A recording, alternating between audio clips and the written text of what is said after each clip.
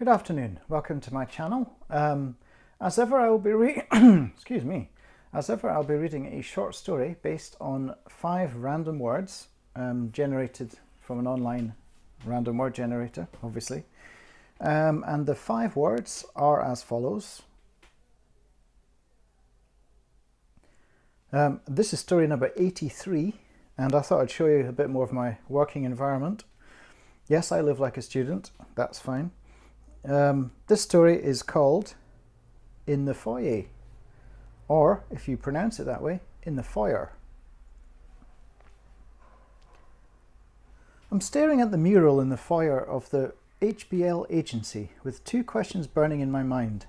Firstly, why would someone commission a 20-foot high mural of tumbling books spilling out quotations and characters and have an artist paint the whole scene in monochrome? Surely a more fitting metaphor for boundless creativity would involve a rainbow of vivid colours. Yet the mural, which fills the space behind the monolithic marble reception desk, impressive though it is, has been rendered by the artist in a palette of black, white and grey. The second question taunting me with its unanswerability is how I've managed to hit 50 years old as a screenwriter and novelist without any pecuniary success. Here I am awaiting my 5th meeting with an agent who has been stringing me along for years. I'm 3 novels and 7 screenplays down, 2 of the former published by small presses and 1 of the latter optioned. It's not a riotously successful CV, but it still puts me in the 95th percentile of wannabe writers. So why can't he just say yes? Perhaps I shouldn't feel so gloomy, I think, sipping the dregs of the latte I pointlessly bought from the corner cafe. Maybe today is the day Adam Carnarvon will commit. He seems less and less enthusiastic each time we meet, which doesn't bode well. Today might be the final kiss-off. Adam's forever bemoaning the state of publishing, the cutthroat competitiveness of the film industry, the dwindling royalty rate of authors, the minuscule advances.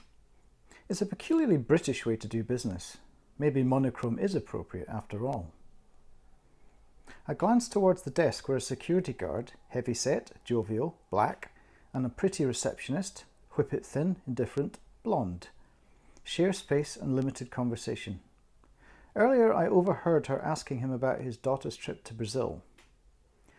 It would be hard to convey less enthusiasm while still observing the niceties of conversation. There's a strange cast of something dark behind her feigned smile, perhaps even sorrow. Who knows what's going on in her life? Maybe she has a suicidal sister, flooded bathroom or neglectful boyfriend to contend with. 3:23 p.m. My appointment was set for 3 and I arrived at 2:50. Early enough to show enthusiasm, not so early as to impose. When I still had an office job, I used to hate it when clients were too early for meetings. I considered it quite rude and would ask reception to double check the time of their appointments, even though I knew they hadn't made a mistake. This sort of behaviour might explain, in part, why I no longer have an office job. I work from home now. I'm a ghostwriter for online content, entirely happy not to have a byline. I write about LinkedIn advertising, mountain bike maintenance, or the health benefits of lemon water, 2,500 painfully extended words. It pays surprisingly well. I can earn the equivalent of a 30,000 a year salary, which is all I need for 20 to 30 hours of work on such drivel. I work for subsistence in the morning, finishing at 1 p.m. at the latest. In the afternoon, I write fiction. Something unfurls like the wings of a new butterfly when I stare at a blank screen I'll shortly fill with uncompensated words. There's an immense freedom in realizing that you are cosmically powerless to change the cards that life has dealt you.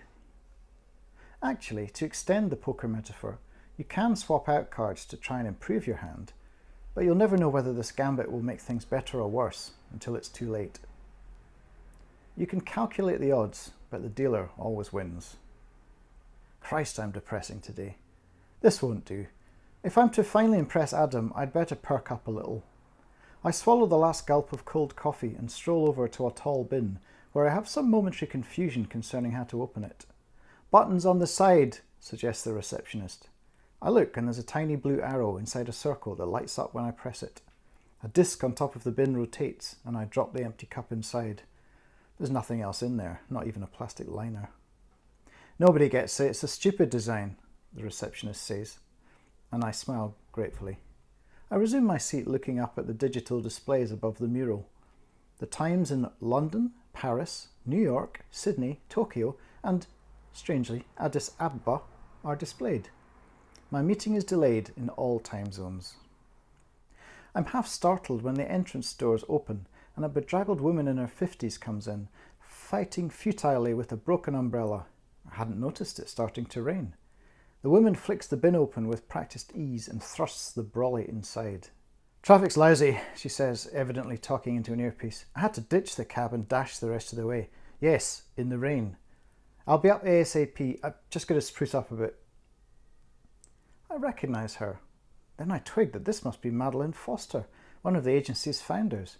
Adam is her assistant. I make an effort to smile at her as she notices me. "One of those days," I say moronically. Her lips form a thin smile, almost a sneer. But to her credit, she responds as if I've said something witty. "Tell me about it. You're not Kevin Baxter, are you?" "I am. Why?"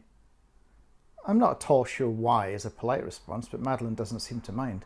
She rushes over, wiping her hand on her raincoat before offering it to me. I shake her perfectly manicured, icy fingers, and she explains. "Adam asked me to join you for this meeting. I hope that's okay." Okay, I think. That's bloody marvellous. It can only mean one thing. They're going to commit.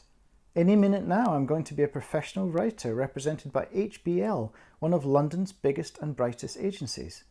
In an instant, every gloomy and self-defeating thought is eradicated from my mind. "That's great," I say. "Shall I follow me up?" "Sure," Madeleine says, leading me towards the lifts. "There's no point pretending now you've seen me looking like a drookit rat." I'd forgotten Madeleine was Scottish. Her accent is pure Oxbridge. But if I remember correctly from her biography on the agency website, she was born in Dumfries. The lift pings and the door opens, and soon I'm in a lift with Madeleine Foster, who might very soon become my agent, unless she lets Adam handle everything. I mean, Adam's perfectly good, but do I trust him to deal efficiently with Scorsese's people? As the doors close, I look back out into the foyer. The sun is beginning to force its way between rain-heavy clouds. The monochrome street is suddenly flooded with surprising colour. Then the brushed steel doors close upon the scene. There you go. In part, I'm sort of responding to a little bit of criticism I received from a reader who said that some of my stories are a little bit far-fetched and I don't write from my own experience, which I think is a bit of a daft criticism because, you know, if you only wrote from your own experience, you would have a very limited oeuvre indeed. And there would be no entire genres like fantasy or science fiction or crime fiction or historical fiction, etc. Anyway, nevertheless, I thought I'd try and write something from experience. And it started off as quite a boring, melancholy story because I had words like monochrome and sorrow to deal with and powerless. So those are not very positive terms. But then something happened midway through, and I can't even be a pessimist in a piece of random fiction, and it just suddenly just took another turn when Madeleine burst in. So anyway, that's just the way stories go sometimes, a bit of a insight into the writing process. Anyway, I hope you enjoyed it, and yeah, I shall be back very soon with another one. This is 83. 17 more to go and I'll hit 100. Goodbye.